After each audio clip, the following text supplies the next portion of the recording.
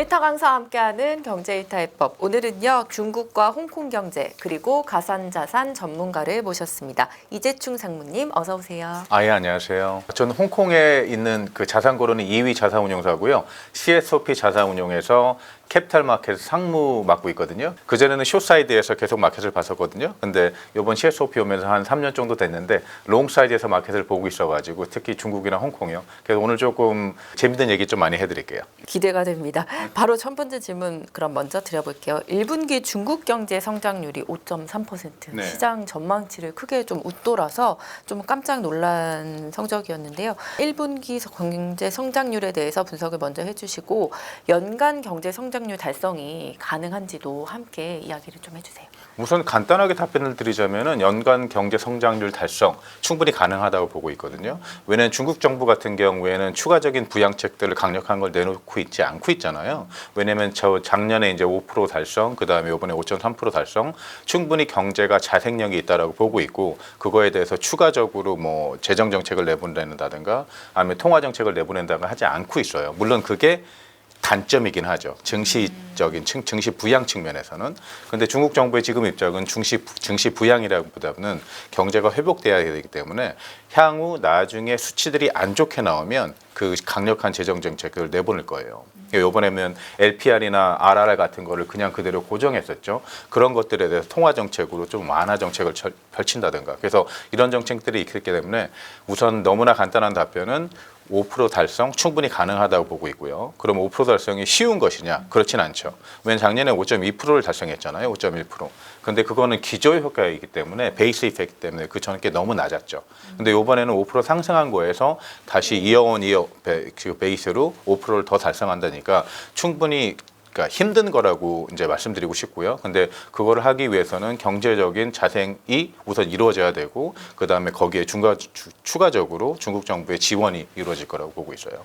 1분기 이제 경제 성장률을 이렇게 조금 5.3% 이렇게 깜짝 실적을 거둔 게 춘절 효과의 일시적인 효과다라는 견해도 있는데요. 그 부분에 대해서는 어떻게 생각하세요? 아무래도 그렇죠. 왜냐하면은 춘절에서 이제 굉장히 많은 소비가 이루어졌고 거기에서 이제 다른 데이터들이 좋게 나왔으니까. 근데 이걸 또 보시면은 항상 그 전에 있는 데이터랑 비교를 해보셔야 돼요. 그 전에 있는 데이터들이 너무 낮았기 때문에 사실 1월하고 2월 소비나 이런 것들이 좋게 나왔었는데 3월 달에 다시 떨어지게 나왔잖아요. 그거 같은 경우에는 1월 달하고 2월 달 그 전년도가 너무 낮았기 때문에 그래서 그게 추가적으로 들어와서 1월 달, 2월 달 수치가 약간 비교적으로 굉장히 높게 나타난 거죠. 근데 3월 달 같은 경우에는 다시 그 이후에 회복되는 거에서 또 다시 상승을 했으니까 우선 약간 완만한 속도로 움직이긴 하지만 상승 곡선을 그리고 있다라고 보시는 게 제일 중요하게 보면 되시는 거죠. 최근에 중국 인민은행이 기준금리격인 이 LPR 이 4월분 금리를 그렇죠. 이제 동결을 했는데요. 이게 조금 기사를 읽다 보니까 경제 성장률이 시장 전망을 이제 웃돌아서 경기 부양을 위한 금리 인하를 할 필요가 뭐 없어졌기 때문이다. 그렇죠. 이런 시선도 있더라고요. 그렇죠. 상무님은 어떻게 보실까요? 그게 딱 제대로 그 신문 보도가 제대로 중국의 그 지금 의사를 아마 제대로 파악하신 것 같아요. 중국 정부가 봤을 때는 우선 경제가 올라가고 있으니까 여기서 추가적으로 부양책을 더 내놓을 필요가 없다라고 보고 있는 거죠. 왜냐하면 LPR 같은 걸 낮추면 가장 큰 문제가 어떻게 되냐면 이자율이 지금 미국이랑 더 벌어지잖아요. 미국 같은 경우에는 아직도 레이트 컷을 한다고 하는데 물론 데이터들 때문에 안 하고 있긴 하지만 그건 데이터 드리븐이라고 보고 있고요. 근데 중국 같은 경우에 지금 이자율을 내리게 되면 두 개 간의 이제 인트레스트 그 차이가 너무 벌어지거든요. 그렇게 되면 당연히 자본 유출이 생기게 되겠죠. 그래서 이제 그런 것들에 대해서 중국 정부가 이자율을 내리는 것은 굉장히 조심해야 하고 있어요. 만약에 더 내리게 된다라도 굉장히 완만한 속도로 내리게 될 것이고, 근데 더 내리게 되면 미국 이자율이 아직도 높은 상태에서, 그러니까 어떻게 보면 굉장히 조심스러워하고 있는 거죠. 그러니까 요거 같은 경우에는 경제가 잘 되고 있으니까 수치상에서, 그리고 실제로는 그런 수치가 나오기 위해서는 아직도 소비 측면이나 수출 측면에서 괜찮으니까 그래서 지켜보자라고 보고 있는 거죠. 만약에 그렇지 않고 공격적으로 이자를 낮추게 되면 옛날에 미국이 한 것처럼 이제 양적 완화 같은 정책을 실시하게 되는 거잖아요. 코로나 때 사람들한테 갑자기 컨섬션 바우처를 나눠준다든가 아니면 이자율을 거의 빵이나 아니면 마이너스로 내려가지고 그렇게 되면은 굉장히 물가가 올라가게 돼 버리죠. 그리고 나중에 그렇게 되면 그거에 대한 이자 비용들을 갚아야 되는 것이니까 과연 그러면 나중에 문제를 더 만들 것이냐, 지금 불을 끄기 위해서, 아니면은 지금 제대로 되고 있으니까 상황을 지켜보고 천천히 정책을 발휘할 것이냐, 이거의 두 가지 중에 하나죠. 제 생각에는 지금 중국 정부가 태하고 있는 태도가 맞는 태도라고 보고 있어요. 중국이 내수 확대를 위해서 뭐 자동차나 가전을 교체하면 네. 지원금을 지원하는 이 이구환신 정책을 발표했다고 하는데 그 내용에 대해서 설명 부탁드립니다. 이거 같은 경우에는 워낙에 소비를 활성화시키기 위해 가지고 기존에 있는 가전제품이라든가 아니면 자동차 같은 것들을 어떻게 보면 트레이드인 하는 거잖아요. 옛날 우리 모바일폰 같은 거 있으면 과거 거 갖다가 새 거 주면은 뭐 아이폰 살 때 500불 정도 깎아주고 이 정도 있잖아요. 그럼 그 정도라고 보시면 되기 때문에 실제로는 중국 정부의 의지만 표명한 것이지 막상 이게 소비 활성화로 이루어질 것이냐는 저는 큰 의문이 있다고 봐요. 그런데 여기서 중요한 거는 중국 정부가 이런 식으로 계속 립서비스만 하는 것뿐만 아니라 실제로 액션을 보여주는, 행동을 취하는 정책을 했다라는 게 가장 큰 의미가 있는 거죠. 그래서 어떻게 보면 굉장히 크게 재정 정책, 통화 정책을 완화시켜 가지고 경제에 나중에 부작용을 만드는 것보다는 이런 식으로 현실적인 약간은 좀 생소한 개념이잖아요. 그리고 이것 때문에 경제가 활성화될 거라는 의문이 좀 있긴 하지만 다만 이 그 전자제품이나 자동차를 판매에 조금이 도움이 되겠죠. 그러니까 약간 타겟팅된 어프로치라고 봐야 되죠. 그러니까 조금하게 이렇게 움직여주는, 미세 조정을 해주는 거라고 보시면 될 것 같아요. 긍정적이에요, 굉장히. 중국의 이 디플레이션 수출이 뭐 경기 침체로 소비가 부진하니까 해외에다가 조금 싼 값에 내다 파는 이런 중국 생산물을 이제 헐값에 내다 파는 이런 수출의 그렇죠, 배경이 그렇죠.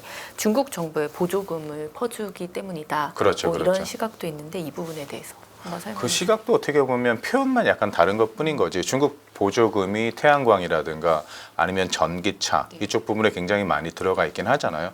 물론 전기차를 구매할 때 요즘 보조금이 전기차 완성차에 대한 보조금이 좀 줄긴 했긴 했죠. 다만 이제 전기차를 사게 되면 그 번호판을 산다든가 할 때 그런 비용들이 딴 차보다 싼, 그러니까 그런 식으로 적극적으로 중국 내부에서 전기차 소비를 장려하는 영향들인데, 다만 제가 봤을 때 이 문제는 어떻게 봐야 되냐면 중국만의 일부러 해서 뭐 굉장히 싼 값에 그 상품 만드는 걸 굉장히 활성화시킨다기보다는 전체적인 소비가 줄어서라고 보면 될 것 같아요. 왜냐하면 항상 경제 논리를 봤을 때 수요와 공급이 있잖아요. 근데 공급 같은 경우에 사실 중국이 그렇게 많이 늘리지 않았거든요. 왜냐하면은 지금 코로나를 겪으면서 그 다음에 인더스트리얼 아웃풋이라든가 전체적인 수치를 보면 그렇게 많이 늘진 않았어요. 다만 전 세계의 소비가 줄어든 거고, 그리고 중국이 과거에 갖고 있던 생산 능력 아니면 아웃풋 같은 거를 과거에는 중국에서 자체적으로 내수 소비에서 사용되는 것들이 있었거든요. 그런데 그 부분들이 아직 소비가 활성화되지 않아 가지고 이 물건들이 싼 값에 밖으로 나오게 되는 거죠. 그래서 이건 우선은 그건 서플라이 디만드, 그 디맨드 측면에서 말씀드리는 거고, 다른 거 하나 같은 경우에 소비자 측면에서 싼 값에 물건을 사게 되면 나쁜 건 아니잖아요. 그렇죠. 그래서 알테시라고 할 때 알리바바 아니면 테무, 쉬인 했을 때 물론 그 상품들이 얼마나 질 좋은 건 너무나 이제 사용해 보셨는지는 모르겠지만, 그리고 전기차 같은 경우에는 중국 완성차들이 굉장히 싸거든요. 고급차에서 지금 테슬라랑 경쟁을 하면서 테슬라가 가격을 인하할 정도로, 그러면서 이제 그쪽 주식들은 사실 굉장히 매력적이진 않죠. 왜냐하면 가격 경쟁들 때문에 프로핏 마진이 줄어들 거기 때문에. 근데 이제 싼 것들, 이제 BYD 같은 거에서 싸고, 그러니까 가성비가 좋은 상품이라고 얘기하죠. 그런 것들은 너무 좋기 때문에 소비자 측면에서는 썩 나쁘진 않은 거예요. 다만 정치적인 측면에서 이걸 폴리티사이즈 해가지고 중국 그 상품들이 우리나라에 들어오게 되면, 딴 나라에 들어가게 되면 그 나라 산업을 망치고 그 나라 산업에 있는 사람들의 갑자기 직장을 잃고, 이런 식으로 정치적인 논리가 진행되기 때문에 아마도 이제 계속 이런 거에 대한 그 공격이나 아니면은 중국에서 견제 것들은 굉장히 들어가긴 할 텐데요. 근데 원론적으로 봤을 때는 그 서플라이하고 디만드, 그 다음에 그 위에 사람들이 좋은 상품을 만들면 사람들이 중국 상품을 사진 않거든요. 그리고 가격이 그거와 비슷한데 굉장히 양질이다. 그럼 중국 상품을 사지 않을 거고요. 그래서 그런 식으로 흘러가지 않을까라고 생각하고 있긴 해요. 네. IMF가 중국 부채 증가가 이제 세계 경제에 중대한 위험을 줄 것이다 이렇게 경고를 했다고 해요. 중국 경제 위기와 맞물린 이 부채 상황에 대해서는 어떻게 보고 계신지 궁금해요. 중국 부채 상황 같은 경우에는 중국이 레버리징이 굉장히 많이 들어간 나라예요. 그 중에 가장 큰 게 뭐냐면 부동산 섹터에서 과거에 부동산 섹터에서 GDP에 차지하는 비중이 거의 40% 이상이 됐다라고 보고 있잖아요. 그런데 이 부동산 기업들이 어떻게 했냐면은 지방 정부한테 그 땅을 그 빌리는 권리를 산 다음에 그리고 지방 정부는 그 땅을 그 사람들한테 빌려주는 권리를 팔고 나서 그게 지방 정부의 세수가 될 정도로 이런 식으로 이제 구조적으로 그 부동산 쪽에 이제 부채가 늘어날 수밖에 없는 구조여서 가지고 그게 굉장히 많이 늘어났거든요. 그래서 그 부채가 사실 큰 문제가 되고 있긴 해요. 우선 개인적인 측면에서도 부동산 쪽에 우선 모기지나 이런 게 있으면 부채가 너무 많고 그 다음에 지방 정부에는 부채가 크기 때문에 중국 정부는 이거를 이미 코로나 전부터 인지를 했었거든요. 그래서 그때 3 레드라인이라고 해서 부채 비율이라든가 이런 것들을 줄이는 정책을 이미 그 전부터 발효를 했고 다만 코로나 때 더 큰 문제가 되면서 그게 기하급수적으로 가격이 많이 떨어지고 부채가 증가하게 된 거죠. 그런데 중국 정부의 의도나 아니면은 향후 정책들은 이거를 풀어주지는 않을 거예요. 왜냐하면 그 부채는 디레버리징을 해야 되니까 지방 정부가 갖고 있는 부채, 그 다음에 개인들이 갖고 있는 부동산에 관한 부채들 그렇게 되면 부동산 가격은 떨어지겠죠. 근데 어느 정도까지 떨어진다 그러면, 그러니까 우리가 항상 경제를 봤을 때 이퀄리브리엄이라고 그러잖아요. 그 상태가 올 때까지, 그러니까 수요와 공급이 딱 맞는 상태가 올 때까지는 떨어질 거라고 보고 있어요.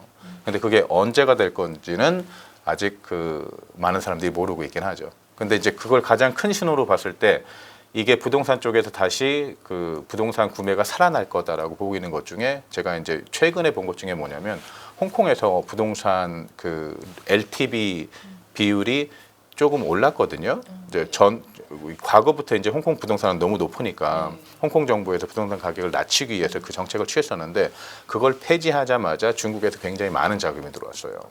거의 뭐 500채 정도 살 정도로. 제가 이 얘기는 딴 분들한테 많이 드리는데 그렇다는 얘기는 홍콩 같은 경우에 부동산 가격이 한국 오를 거다라고 생각을 하고 있는 거고 그래서 중국 돈이 들어오는 거죠. 중국 내부에 있는 일선 도시들이 있죠. 심천, 상해, 북경, 좋은 동네들.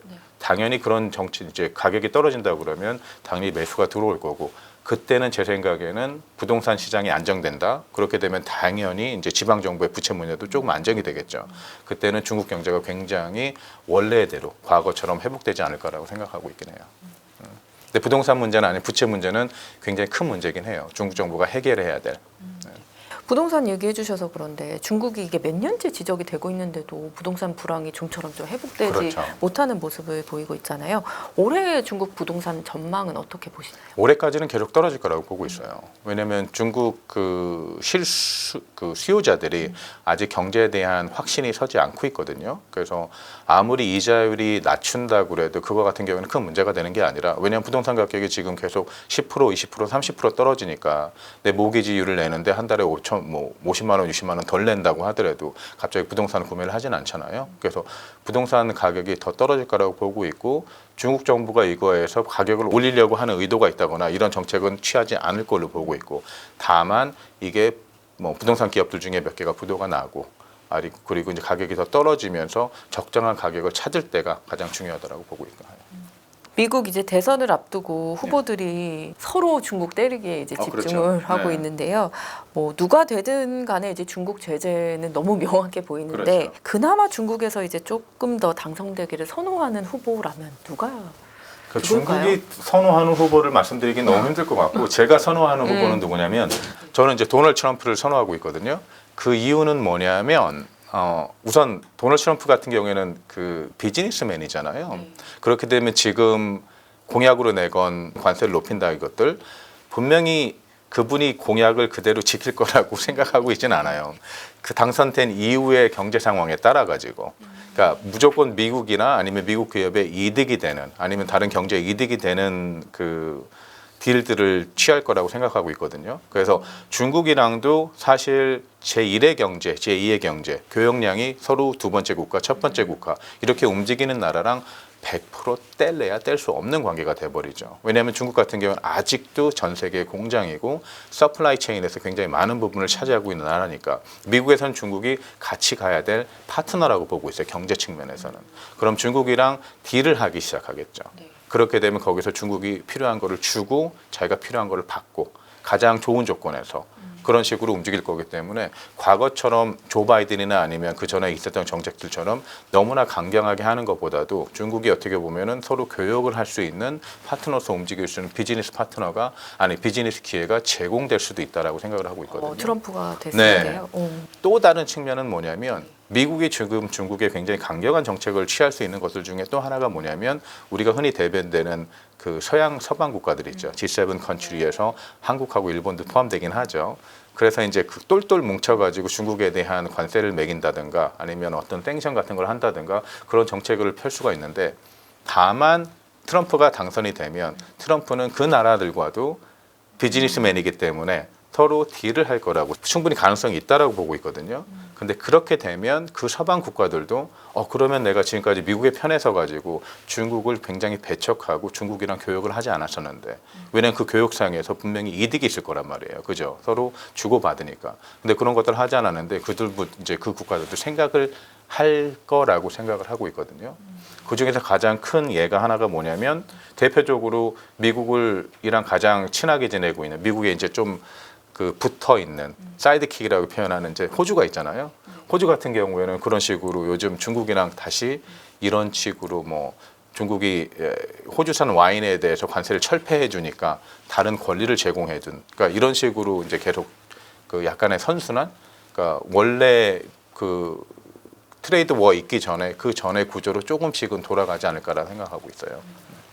미국과 중국 관계에 또 껴있는 게 우리나라인데 네. 네, 앞으로 그러면 이제 뭐 트럼프가 당선이 되든 바이든이 당선이 되든 그 미묘하게 달라지는 그 미국과 중국 관계에서 우리나라는 조금 어떻게 행동을 해야 될까요? 제 생각에는 대한민국 정치권에서 어떤 식으로 나오는 거에 따라 다르긴 하겠는데요. 그냥 워낙에 국민 정서가 사실은 그 전부터 미국도 그렇고 서방 국가도 그렇고 많이 바뀌었잖아요. 그러니까 반중 정서가 많이 커졌으니까 아무래도 이제 정치에 있는 분들은 국민의 정서가 굉장히 중요하죠. 왜냐하면 표를 얻어야 되니까 그런 식으로 진행되지 않을까라고 그냥 개인적으로 생각하고 있어요. 네. 반도체나 이렇게 조금 맞물려 있는 산업은 조금 어떻게 보십니까? 반도체 같은 경우에는 사실 중국이 너무나 많은 돈을 쏟아붓고 있기 때문에 특히 한국이나 대만 같은 경우에 특히 대만이 조금 더 한국보다 약간은 발전돼 있잖아요. 대만 같은 경우에는 못 따라잡을 것 같은데 더 시간이 많이 될 것 같은데 한국 같은 경우에는 거기에서 굉장히 첨예하게 경쟁을 할 수 있을 것 같아요.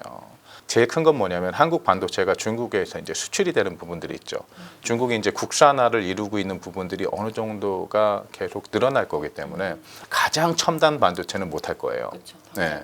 근데 그 이후에 첨단 반도체보다 한 5년, 6년 전의 것들, 그 정도 기술들 아니면 빨리 따라잡으면 뭐 2, 3년 안에 기술 것들, 그것들을 계속 국산화를 할 거기 때문에 중국의 대중 수출 아마 비중이 많이 줄어들지 않을까라고 생각을 하고 있긴 해요. EU가 이제 올 여름부터 중국산 전기차에 대해 고율 관세를 부과하는 방안을 검토하고 있는데요. 이 중국 전기차가 앞으로 그 중국 경제 성장에 미칠 영향 어떻게 보고 계실까요? 굉장히 큰 비중을 차지할 거라고 보고 있고요. 근데 지금 아무래도 중국 같은 경우에는 전기차 보급률이 굉장히 많긴 하지만 요즘 새로 구매하는 차들의 대부분이 굉장히 많은 부분이 전기차로 이제 대체가 되고 있으니까 그리고 전기차 같은 경우는 중국에서는 어떻게 보면 완성차 업체뿐만 아니라 사실 그 모든 서플라이 체인을 다 갖고 있잖아요. 그래서 바디 트레인이라든가 아니면 배터리도 가지고 있고 그래서 중국 정부에서 차지하는 비중도 굉장히 클 거라고 보고 있고요. 다만 해외로 수출이 될 것이다. 굉장히 많은 시간이 걸릴 거라고 보고 있어요. 동남아라든가 아니면 중국 상품에 대해 조금 더 우호적인 국가들은 그것들을 사겠고 아니면 가격 매력도 때문에 미국이나 아니면 유럽들 아무래도 굉장히 힘든 부분이라고 보고 있죠. 왜냐하면 미국이나 유럽 같은 경우에는 자국 산업이 있으니까요. 한국 같은 경우에도 우리의 전기차 자국 산업이 있으니까 자동차 산업이 보호하는 정책들이 분명히 들어갈 거라고 보고 있고요. 왜냐하면 중국차 같은 경우에는 우선 품질 측면이나 아니면 가격 측면에서 굉장히 우수하니까 품질이 그렇다고 월등히 뛰어나진 않아요. 근데 제가 말씀드리는 거는 가성비를 말씀드리는 거라서 지금 당장에서 전기차 같은 경우에는 막상 완성차를 보신다 그러면 뭐냐면 가격 경쟁이 너무 심해져가지고 제가 만약에 한 종목을 꼽으라 그러면 저는 BYD를 꼽고 싶고요. 왜냐하면 BYD 같은 경우에는 굉장히 비싼 전기차를 파는 것뿐만 아니라 싸고 보급형 전기차도 팔게 되니까, 그리고 그거에 대한 시장 어떻게 보면 점유율을 굉장히 높여가고 있으니까요. 다만 리오토나 아니면 리샹 같은 굉장히 뭐 1억 2천만 원, 1억 3천만 원짜리 비싼 전기차를 파는 것들은 가격 경쟁에서 살아남는 전기차 업체들이 나중에 나오지 않을까라고 보고 있거든요. 그래서 향후 이제 중국 전기차 시장이 굉장히 경쟁이 치열해지잖아요. 근데 그 이후에 지금 5개 대표적인 업체가 있다고 봤을 때 2개에서 3개만 살아남아도 그 업체들은 아마 시장을 독점하지 않을까, 거의 독점 수준으로 움직이지 않을까라고 생각을 하고 있긴 해요. 중국이 글로벌 신재생 에너지 시장에서도 주도권을 잡았다라고 하는데요. 그렇죠. 중국이 이렇게 친환경 산업에서도 앞서 나가게 된 배경이 있을까요? 우선 가장 기본적인 거는 과거에 그 저탄소 아니면 탄소 제로 그거를 정책을 중국 정부에서 이미 발효를 해가지고 그거에 맞춰가지고 굉장히 많은 보조금이라든가 아니면 지원들이 있었어요. 그래서 신재생 에너지 같은 경우에는 중국에서 굉장히 발전돼 있고, 그리고 그 기술력이라든가 아니면은 그 효율성도 굉장히 높고요. 요즘 신재생 에너지가 또 많이 수출되고 있는, 수출될 부분들이 어디냐면 중동. 지금 중동하고 중국하고 굉장히 사이가 많이 좋아지고 있잖아요. 그리고 과거에 오일하고 아니면 흔히 이제 우리가 보면 소비재들만 서로 왔다 갔다 하는 그런 교역에서 다른 분야들로 굉장히 확장되고 있는데, 그 확장되는 분야 중에 가장 큰 부분이 신재생 에너지예요. 왜냐하면은 중동 같은 경우에도 에너지 트랜지션 있잖아요. 에너지 전환을 이루어야 되는 나라라고 그쪽에서 이제 비전 2030이나 사우디아라비아에서 하는 것들, 천명한 것들도 있기 때문에 그쪽에서 수출량이 많이 늘어나고 있다고 보시면 될 것 같아요. 중국이 뭐 반도체, 전기차 뭐 이렇게 신성장 동력으로 돌파구로 이제 찾고 있는데 그 중에서도 이제 중국 경제 성장을 가장 잘 이끌 수 있는 섹터, 상무님은 어떤 걸로 보고 계실까요? 중국 같은 경우에는 제 생각에는 지금 전기차 업체가 약간은 경쟁 때문에 가격 경쟁 때문에 힘들지만 전기차나 아니면 신재생 에너지가 굉장히 좋을 것이라고 보고 있고요. 또 그리고 그런 산업 같은 경우에는 사실 국가 이미지도 좋아지잖아요. 왜냐하면 그린 에너지라든가 아니면 ESG 측면에서도 굉장히 좋은 거니까. 그리고 또 다른 거 같은 경우 하나는 제 생각에는 중국 정부가 향후 지원해주는 섹터들이 굉장히 좋아질 거라고 보고 있거든요. 그래서 그 지원해주는 섹터들이 당연히 그 첨단 제조업 섹터, 이 부분도 굉장히 좋을 것이라고 보고 있긴 해요. 이번 달에 중국 내 전기차 판매량이 휘발유와 디젤차를 추월했다, 네. 이런 내용이 있더라고요. 이 내수에서의 성공이 글로벌 뭐 판매량 성공까지, 아까 뭐 미국하고 유럽에서는 그렇게 쉽지 않겠다고 그렇죠. 말씀을 하셨지만 조금 글로벌 판매량으로 이어질 수 있을지도 한 번 더 말씀 부탁드릴게요. 긍정적이긴 한데 굉장히 많은 숫자라고 보일 것 같진 않아요. 왜냐하면은 아무래도 소비 측면이나 자동차를 구매하는 숫자 측면에서는 저희가 얘기하는 서방 국가들, 미국이나 유럽들이 굉장히 큰 비중을 차지하니까, 그게 아닌 다른 국가들이 있죠. 그 전기차 산업이 아직 발전되지 않은, 그리고 중국의 그래도 우호적인 국가들, 아니면은 싼 값 때문에 그것들이 더 매력적으로 작용하는 국가들이 있죠. 동남아시아라든가 아니면은 러시아, 아니면은 라틴 아메리카, 남아메리카 정도. 그런데 그쪽은 아직까지는 그 구매력들이 그렇게 크지 않거든요. 그러니까 많은 숫자들을 살 수가 없는 거기 때문에, 그래서 그런 식으로 중국이 전기차를 수출하면서 아마 중국 전기차에 대한 이미지 제고 같은 게 이루어지긴 하겠죠.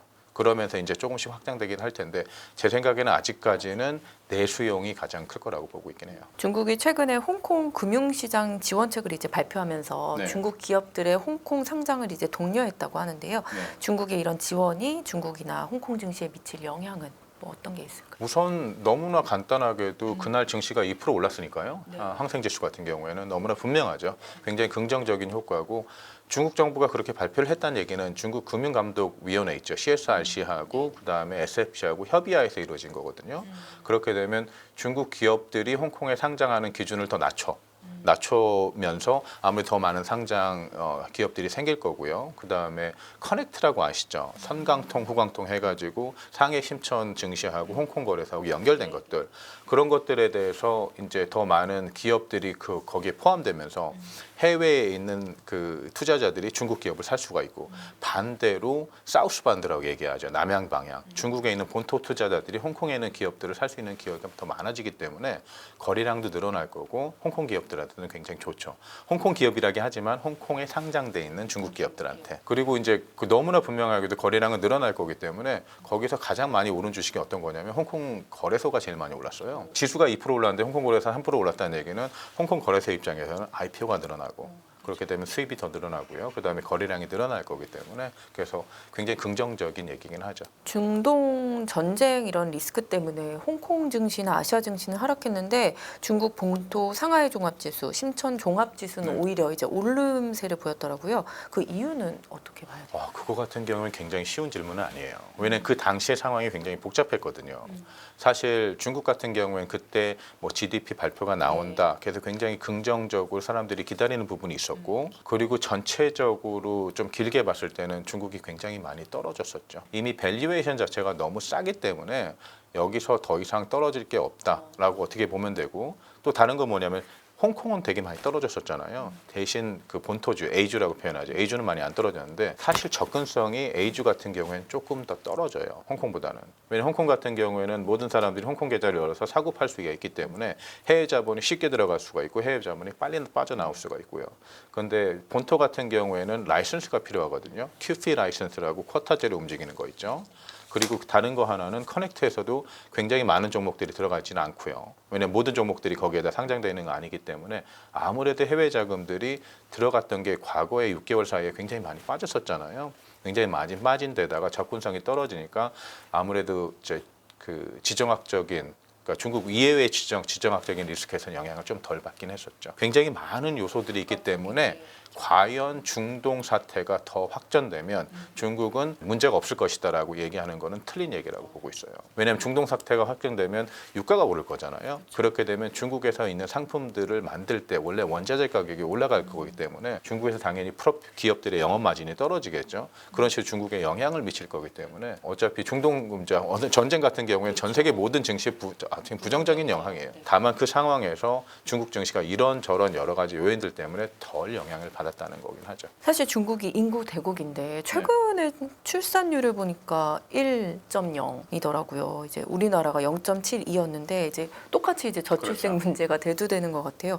중국의 미래에 좀 어떤 영향을 미칠까요? 인구가 줄어드는 것 같은 게 또 큰 문제 중에 하나거든요. 어떻게 보면 이게 소비하고 연관이 되니까 그래서 전체적인 소비력이 아무래도 줄어들긴 하겠죠. 그리고 부동산 같은 경우에도 큰 문제가 될 수도 있고요. 근데 아직까지 중국은 우리가 얘기했을 때 어바나이제이션이라고 하잖아요. 그러니까 도시화가 덜 된 국가예요. 우리가 중국을 어떻게 봐야 되냐면 한국이나 일본처럼 선진국은 아니에요. 아직도 개발도상국이라고 보시면 돼요. 그래서 도시의 발전이라든가 아니면 국가의 발전들이 아직도 이루어지고 있는 나라이기 때문에 인구 감소가 다른 선진국들 이미 어버나이제이션이 90% 이상이 된 나라하고는 조금 다르다고 보시면 되죠. 왜냐하면 계속 이제 그 시골에서 도시로 이주하는 사람들이 아직도 있고 여기서 또 뭐냐면 3선 도시에서 2선 도시, 뭐 충칭이나 이런 데서 천진으로 이사해서 좀 더 큰 도시로 가는 사람들이 있고 아니면 2선 도시 지방에 있는 사람들이 북경이나 뭐 상해 같은 데 이제 더 큰 도시를 만들 수 있는 그런 어버나이제이션이 계속 진행되고 있기 때문에 제 생각에는 그 점에서는 크게 우려하지 않으셔도 될 것 같아요. 다만 현재 진행되고 있는 그리고 경제가 회복되고 있는 게 더 중요하다라고 보시면 되긴 하죠. 아까 상무님께서는 중국 올해 경제 성장률 달성도 조금 긍정적으로 보셨고 뭐 들어보니까 2분기도 긍정적으로 전망하신다고 들었는데요. 그 이유에 대해서 조금 자세하게 설명 좀 부탁드립니다. 우선 중국 정부가 지금까지 발표했던 정책들이 있죠. 어떻게 보면 약간의 립 서비스 같긴 하지만 그래도 약간 아까 말씀드린 트레이딩을 해가지고 활성화시킨다든가 약간 실용적인 정책들을 내보내고 그리고 소비가 약간은 올라가고 있잖아요. 활성화되고 있고요. 수출도 좀 늘어나고 있고. 그러니까 부동산 섹터 이외의 다른 섹터들의 경제들. 그러니까 부동산 섹터는 굉장히 마이너스고요. 근데 수출이나 소비 섹터들이 플러스로 작용하기 때문에 두 개가 약간 상쇄하는. 그러니까 어떻게 보면 굉장히 믹스된 신호를 저희한테 보내고 있긴 하죠. 근데 부동산 섹터가 안정이 조금만 된다 그러면 나머지 섹터들이 그래도 조금 살아났으니까 중국 경제가 좋아질 거라고 보고 있거든요. 그리고 더 추가적으로 저희가 2분기 같은 경우에 좋게 보는 게 뭐냐면 이제 곧 기업들이 실적 발표를 할 거잖아요. 그 실적 발표들이 저희가 봤을 때는 어닝 서프라이즈 정도로 좋을 거라고 보고 있어요. 그 이유는 뭐냐면은 사실 그 GDP와 기업들의 어닝 하는 그래프가 있거든요. 그거를 보면은 워낙에 너무나 연동돼 있어요. 근데 중국 GDP는 계속해서 지금 조금씩 나아지고 있죠. 그리고 이제 작년 4분기 때 봤을 때 인더스트리얼 아웃풋이라고 하죠. 근데 뭐 그거 같은 경우에도 이제 그래프를 비교해 보면 기업들이 어닝하고 굉장히 밀접하게 연관이 돼 있거든요. 그래서 저희가 봤을 때는 이제 곧 4월 말에 발표되기 시작들 할 텐데 그때 나오는 실적들이 좋을 것이라고 보고 있어요. 그렇게 되면 지금까지 약간 문제가 있었죠. 1월 달에 해가지고 이제 유동성 위기 때문에 그 중국 경제가 갑자기 옛날에 스노우볼 문제도 있었고 그리고 뭐 숏셀링 같은 경우에 뭐 금지를 시킨다 뭐 이런 식으로 해서 어떻게 보면 가격이 더 하락하는 거를 CSRC에서 중국 증권관리운동위에서 막아줬잖아요. 그러니까 유동성 위기에 대한 우려감이 해소가 됐고 그 이후에 증시가 10% 정도 올라졌고 다음에 추가적으로 더 상승할 거는 기업들의 실적이 좋아지고 그리고 나른 이제 CPI나 아니면 PPI나 그 다음에 수출 데이터들이 떨어지지만 않으면 그러니까 지금처럼 굉장히 약간 완만하게 상승했다라고 해서 저희가 실망하긴 했지만 그렇지 않고 계속 상승 곡선을 그리면 제 생각엔 굉장히 좋지 않을까 보고 싶어요. 중국 정부 부양책 효과에 대한 뭐 가소평가 뭐 이런 얘기도 있던데. 아 그렇죠. 지금 아까 말씀드렸던 것 같은 게 부양책들이 내놓은 것들이 지금 굉장히 덜 평가가 되고 있거든요. 근데 왜냐하면 중국 국민들이 아직까지는 중국 경제에 대한 확신이 서지 않았기 때문에 소비를 늘리지 않고 있어요. 근데 왜냐하면 아직도 중국 저축률 있죠. 굉장히 높은 수치로 나타나고 있어서 작년 12월 말에 약간 떨어지긴 했었어요.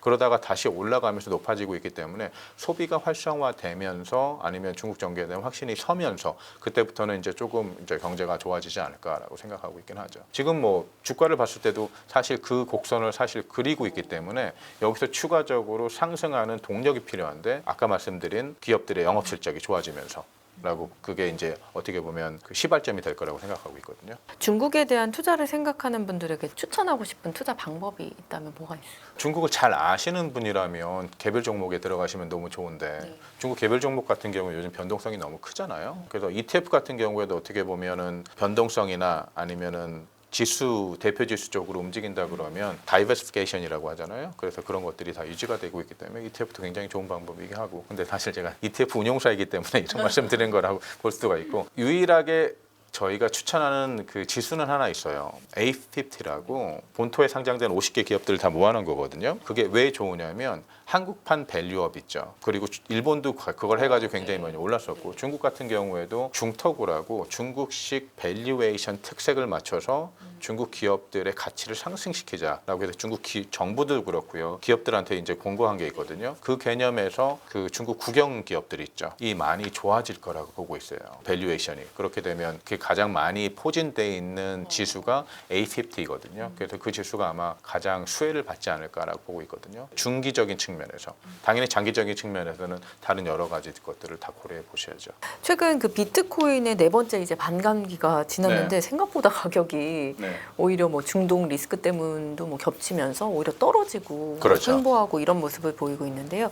가격 조정에 대한 전망 어떻게 보고 계세요? 저는 일시적인 조정이라고 보고 있어요. 그래서 굉장히 향후 전망은 좋고요. 얼마나 오를지는 제가 예측은 못하겠어요. 왜냐하면 그쪽 같은 경우에는 가상자산 전문가들이 다 있기 때문에 지금 뭐 15만 불, 20만 불, US 달러를 이렇게 얘기하시는 분들이 있죠. 그러기에는 굉장히 긴 시간이 필요할 것 같고 다만 단기하고 중기적인 측면에서는 가격은 전 고점으로 올라갈 거라고 보고 있어요. 왜냐하면 반감기가 이루어지면 과거에 그러니까 세 번째 반감기가 있었죠. 이것까지 포함해가지고 바로 가격이 상승하지는 않았더라고요. 대부분 6개월에서 1년 정도 시간을 두고 상승을 했었는데 뭐 첫 번째 반감기에는 좀 더 오랜 시간이 걸렸고 그 반감기 이전에 있던 고점에서 상승한 게 거의 막 50배, 60배. 그래서 그 속도가 계속 완만해지긴 해요. 왜냐하면 비트코인 같은 경우 2,100만 개가 이제 총 채굴될 숫자인데 현재 채굴된 것 같은 경우에는 1,967만 개. 그렇게 되면 뭐 거의 94% 정도가 채굴이 됐죠. 나머지 6%가 이제 더 채굴이 될 건데 그런 것들을 감안해 보면은 가격 상승 속도는 조금 더 과거보다는 완만해질 거라고 보고 있어요. 근데 아무래도 이제 공급과 수요의 벅집 때문에 공급이 줄어들었죠. 앞으로 줄어들 거고요. 예. 그리고 사실 저번 주 목요일인가요? 그때부터 줄어들기 시작해가지고 6개까지가 하루에 채굴되던 게 지금 3.3개, 3개를 채굴되니까 당연히 공급은 줄어드는데 수요는 늘어날 거고요. 수요 같은 경우에는 어디서 늘어나면 ETF에서 가장 많이 늘어나긴 하겠죠. 예. 이제 네. 비트코인하고 이더리움 사이에서 이제 고민하는 분들이 계신데 투자 수단으로서 이제 둘 사이의 좀 차이점 한번 설명해 주신다면. 굉장히 힘든 질문이긴 한데요. 어렵더라고요. 전 개인적으로 비트코인을 가고 싶어요. 비트코인은 경쟁자가 없거든요. 왜냐하면 공급이 한정돼 있는 거니까. 이더리움 같은 경우에는 생태계를 통해 가지고 그 스마트 컨트랙을 제공하면서 거기에 이제 가치가 상승하잖아요. 그런 딴 사람들이 이더리움 생태계나 이더리움을 사용해 가지고 만드는 뭐 디파이라든가 이런 것들을 하면서, 근데 이더리움 같은 경우에는 솔라나라든가 아니면 우리가 얘기하는 카다노라든가 다른 그 가상화폐들이 그거에 대한 경쟁자로 존재를 하기 때문에 제 생각에는 굳이 두 개 중에를 꼽으라고 그러면 저는 저희 비트코인을 꼽고 싶어요. 근데 추가로 이제 이더리움 같은 경우는 홍콩에서 이더리움 현물 ETF가 승인이 됐죠. 제 생각엔 한 달 정도 걸릴 거라고 보고 있어요. 2월쯤에 출시될 거라고 보고 있고, 그리고 미국에서도 증선위가 5월 달에 그걸 승인할지는 잘 모르겠어요. 제 생각에는 이번에는 한 번은 거절할 것 같거든요. 그런데 그 이후에는 어차피 현물 ETF를 비트코인을 승인을 했기 때문에 승인이 이루어질 거고, 그거에 대한 추가적으로 들어오는 유입량들이 얼마나 많으냐에 따라서 이더리움 가격을 이제 아무래도 형성하겠죠. 근데 그거 관련해서 이제 이더리움 같은 경우는 단기적으로는 그것도 한번 고려해 보시긴 해야 되긴 하겠지만, 네, 장기적으로 봤을 때는 비트코인 같은 경우에는 워낙에 독보적인 존재이기 때문에 그래서 비트코인을 추천하고 싶어요. 네. 주식, 채권, 뭐 전체 자산 배분 전략 측면에서 볼 때 가상자산 ETF만이 가진 장점이라면 어떤 걸 꼽아주고 싶으세요? 가상자산 ETF 같은 경우에는 지금 현재 전체 자산 투자 총액 중에 너무나 작은 부분을 차지하고 있어요. 그래서 저번에 7만 2천, 3천까지 가장 많이 올랐을 때가 다른 주식이나 전 세계 주식이나 채권 비중으로 봤을 때 2.2%에서 2.3% 정도, 굉장히 작은 부분이긴 하죠. 근데 사실 작년 같은 경우에는 더 작았었어요. 왜냐하면 0.87트릴리언이니까 거의 1% 미만, 뭐 0.6%에서 7%. 근데 다른 자산군이랑 비교해 봤을 때 금 같은 경우에 차지하는 비중이 전체 자산 대비 11% 정도나 되거든요. 근데 왜냐하면 금하고 비트코인하고는, 금은 실물 금이라고 표현하고 비트코인은 디지털 금이라고 해서 표현된 부분이 많잖아요. 다만 거기서 단순 비교를 했을 때 지금 이게 2% 정도고 나는 하나는 전체 비중이 11%인데, 만약에 금에 차지하고 있는 시가총액 전체의 반만 된다고 하더라도 지금 가격에서 거의 2.5배 정도는 오르긴 하겠죠. 그래서 그건 굉장한 단순 비교고요. 그래서 충분히 제 생각에는 가상자산이 ETF부터 활성화되고 그쪽에 이코시스템이 늘어나면서 수요가 늘어날 거기 때문에 다른 자산 쪽에서 배분 측면에서 조금 더 많은 부분을 차지할 거라고 보고 있고요. 다만 또 제가 비트코인이나 이더리움 가상자산에 투자를 권유하기보다는 해도 나쁘지 않다라고 생각하는 게 뭐냐면, 내가 갖고 있는 전체 자산 중에서 2%에서 3%만 들어가도 저희가 얘기하는 흔히 포모 있죠. 포모 감정이 좀 덜하지 않을까. 그러니까 내가 자산이 주식에 투자하는 게 뭐 2억이다라고 치면 그 중에서 2%에서 3% 정도만 가상자산 쪽으로 투자하시면 그래도 그쪽은 그 따라잡는 속도가 굉장히 빠르기 때문에, 만약에 그렇게 된다 그러면, 그리고 워낙 자산 비중에서 2%면 굉장히 작은 비중이잖아요. 왜냐하면 다른 비중에서 사실 5%만 올라도 2%에서 떨어진 것들을 상쇄시킬 수 있기 때문에, 그래서 충분히 어떻게 보면 투자 전략으로 낫지 않을까 싶긴 한데요. 네. 가상자산 투자는 전체 자산의 한 2% 정도는 투자를 좀 해도 괜찮다. 그건 약간 아비트라지 정도 투자고요. 그러니까 그랬을 때 지금 전체 자산 배분 사이즈에서 2% 정도가 되니까 그냥 2% 정도 생각하신 거고, 내가 만약에 그쪽에서 조금 더 관심이 있다 그러면 5%까지 늘리셔도 되고요. 근데 다만 뭐 10% 이상을 늘리는 건 조금 아닌 것 같고, 그래서 2%에서 5% 아니면 그 정도 사이에서 본인의 리스크 애퍼타이트에 맞게 움직이시면 될 것 같아요. 현재 가상자산 ETP 거래가 좀 활발한 국가가 있다면 어디? 아무래도 미국이 요즘 가장 활발하죠. 왜냐하면 그거 같은 경우는 현물 ETF를 활성화시킨 다음에 그쪽에 있는 전체 ETF 사이즈를 보면 거의 60빌리언 정도가 돼요. 그래서 굉장히 큰 금액이 그 현물 ETF에 들어가 있고, 그리고 현물 ETF가 가면서 우리가 비토라고 그러죠. 선물 ETF는 사실 관심이 많이 떨어졌고, 그런데도 아직까지 굉장히 큰 사이즈들이 거기가 있긴 하고요. 미국이 가장 큰 비중을 차지하고 있고, 그 다음 같은 경우에는 유럽이 차지하고 있어요. 유럽 같은 경우에 이제 독일이나 아니면 스웨덴 같은 정도, 그리고 북미에서는 이제 캐나다 같은 경우에는 개인들한테 판매되는 현물 ETF를 가장 최초로 출시한 나라 국가긴 하거든요. 다만 그것들이 저희가 모르는 이유가 뭐냐면 캐나다 증시 같은 경우는 아직도 접근성이 좀 떨어지고, 그 다음에 그 마켓 자체가 그렇게 깊지가 않으니까요. 미국 같은 경우는 전 세계에서 가장 큰 캐피탈 마켓이니까 미국에서 출시하는 상품들은 굉장히 크게 아무래도 유입되는 양도 많고 속도도 빠르고요. 그리고 이건 ETF뿐만 아니라 전체적으로 가상자산 산업이 굉장히 많이 발전돼 있다고 그래요. 가상자산에 참여하고 있는 참여자들, 그리고 이제 가상자산 거래소들, 이것들의 사이즈가 굉장히 크기 때문에 가상자산 관련해서 미국이 아직 가장 큰 마켓이라고 생각합니다. 홍콩이 최근에 이제 비트코인, 뭐 이더리움 이런 쪽에 대한 현물 ETF를 이제 승인을 하면서 네. 코인 상승을 이제 뭐 이끌 것이다 이런 전망도 나왔는데요. 홍콩이 아시아 최초로 가상자산 ETF를 승인한 이유는 어떻게 봐요? 우선 홍콩 같은 경우는 그 전부터 가상자산에 대해서 굉장히 우호적으로, 그러니까 아시아에서 가상자산 허브를 만들려는 노력을 굉장히 많이 했었거든요. 근데 요번에 이제 현물 ETF가 굉장히 주목을 받았었지, 사실 그 전에 이미 아시아 최초, 전 세계 최초 상품들이 있었었어요. 그게 저희 회사에서 만든 거긴 한데, 예.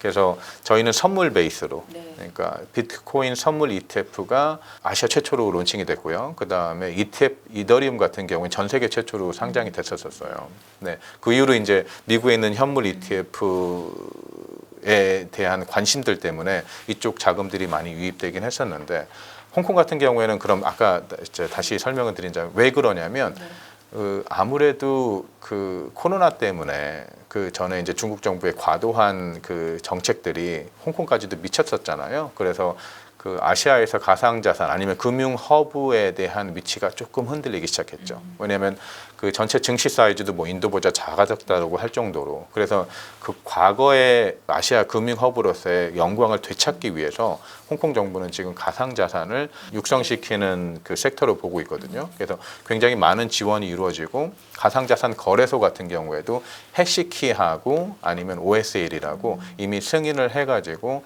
홍콩에 있는 사는 레지던트들이 있죠. 그러니까 퍼머넌트 레지던트한테만 판매가 될 수 있는 가상자산 거래가 활발히 되고 있고요. 그리고 다른 국가들 같은 경우에는 아직 가상자산 그 관련 규제, 프레임워크를 완벽하게 만든 나라는 그렇게 많지는 않아요. 근데 홍콩 같은 경우에는 가상자산 거래, 그 다음에 선물 ETF, 그 다음에 현물 ETF까지 이더리움까지 포함시켜서요. 여기에다 추가적으로 또 어떤 게 나올 거냐면 스테이블 코인에 관련된 정책들도 법안들도 내놓을 거거든요. 규제들도. 그리고 또한 장외 거래소에 대한 규제들도 내놓을 거고요. 그래서 장외 거래소라고 얘기하면 우리가 실제로 규정된 거래소가 아닌 밖에서 우리가 보면 환전소 같은 데서 거래를 하듯이 그런 것들에 대한 규제도 내놓을 거라서 아마도 규제 측면에서는 가장 발전된 규제를 내놓지 않을까 싶어요. 그런 발전된 규제를 내놓으면서 어떻게 보면은 굉장히 그 클리어한 가이드라인을 시장 참여자들한테 제공하게 되죠. 그러면 시장 참여자들은 그런 굉장히 명확한 규제가 있는 가이드라인이 있는 국가에서 그 사업을 영위하면서 전체적으로 가상 산업이 발전하게 될 거라고 보고 있거든요. 결국 그러면 코인 상승을 이끌게 될 수 있겠네요. 근데 워낙에 미국하고 홍콩하고 두 개를 비교하자 그러면 미국 같은 경우는 캐피탈 마켓이 너무 크기 때문에, 또 홍콩이 과거의 금융 허브 때하고 좀 달리 그 전체적인 트랜잭션 볼륨이 많이 줄었거든요. 그래서 만약에 중국 쪽에서 진짜 공식적인 채널로 자금이 유입이 된다, 그러면은 좀 달라지긴 하죠. 근데 아직까지 중국은 가상자산에 대해서 금지를 하고 있는 나라이기 때문에 아무래도 캐피탈 아웃플로우나 이런 것에 대한 우려가 좀 많이 있잖아요. 그래서 ETF 쪽으로 유입되는 자금이 미국보다는 그렇게 크지는 않을 거라고 보고 있어요. 다만 그래도 전체적인 ETF 아니면 가상자산 그 입장에서는 굉장히 긍정적이긴 하죠. 왜냐하면 규제에 대한 불확실성이 해소가 되니까. 왜냐면 한 나라 미국에서도 ETF를 이제 승인하고 그 다음에 홍콩도 규제 당국 중에 하나인데 거기서 ETF를 승인하고 영국도 비슷한 얘기를 하고 있잖아요.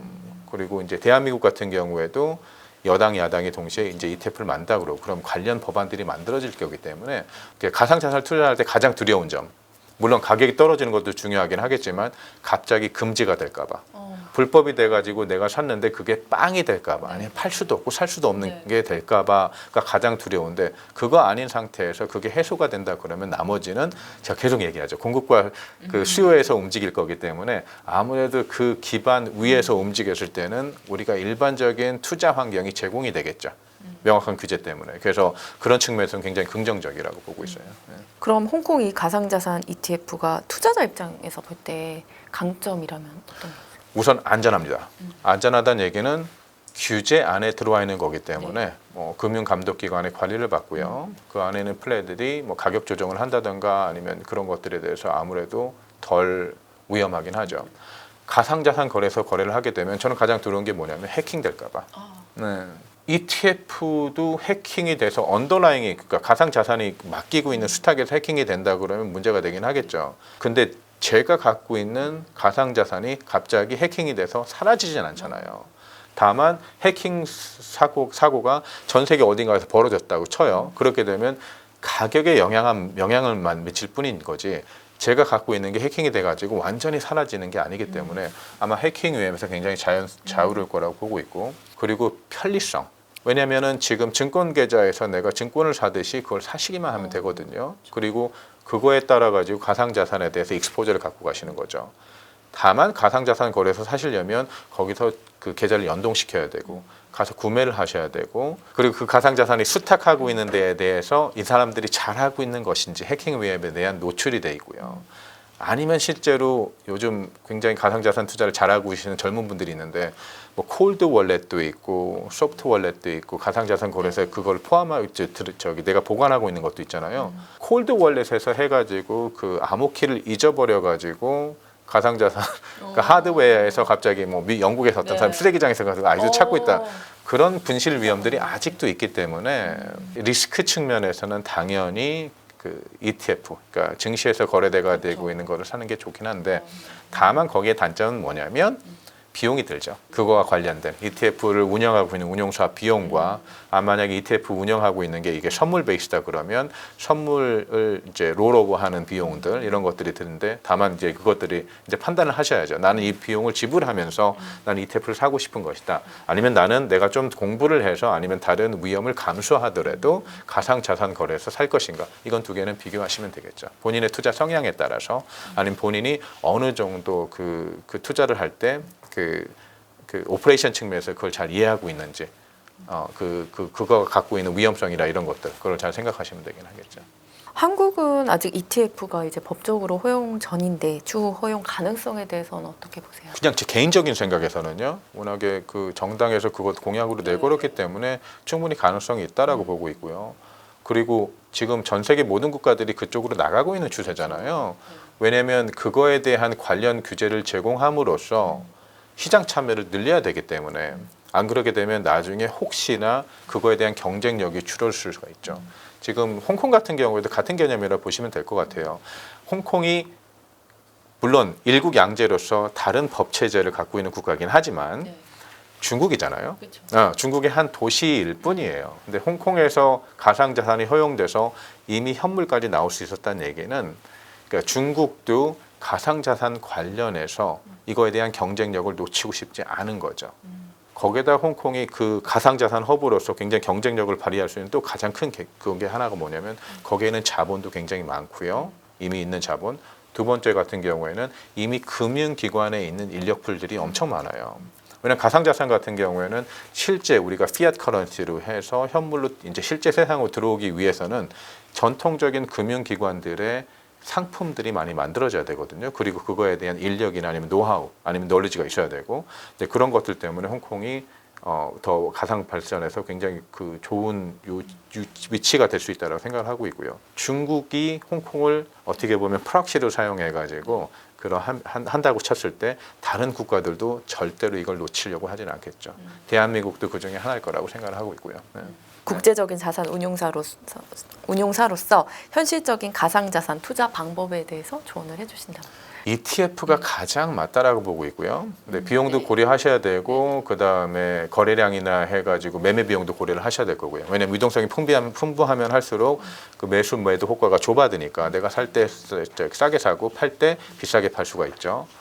그리고 굳이 가상자산 거래소랑 비교를 한다 그러면 대한민국 투자자에서는 아직까지는 가상자산 거래소 사는 게 세금의 이득이 있는 것 같아요. 왜냐하면 가상자산은 아직까지 과세가 되고 있지 않잖아요. 네, 다른 국가에서 ETF를 미국에 사시거나 홍콩에 사시게 되면 그거 같은 경우에는 내 세금에 포함되죠. 네, 거기서 이제 캐피탈 게인 텍스 같은 경우에 내 세금에 포함, 양도소득세 같은 게 이제 내 세금에 포함되기 때문에 그래서 그건 고려를 해 보셔야 될 건데 나중에 혹시 한국도 ETF가 되고 가상자산이 주류 쪽으로 들어와서 과세가 된다 그러면 그때는 모든 게 다 이제 그러니까 공평한 운동장이 되겠죠. 그때부터는 이제 여러 가지 다른 것들을 보고 사시면 되는데 그리고 한국 가상자산거래소는 아직까지 큰 사고가 있지 않았었잖아요. 다른 나라하고 달리. 그래서 믿을만하다라고 저는 모르겠어요. 그 말씀 저는 진짜 못 드리겠고 다만 그게 과거 트랙 레코드가 있기 때문에 그 점도 고려하셔야 될 거라고 보고 있고요. 네. 세금을 안 내는 게 되게 크죠. 네, 네, 알겠습니다. 오늘 이재춘 상무님 말씀 감사합니다. 감사합니다. 네.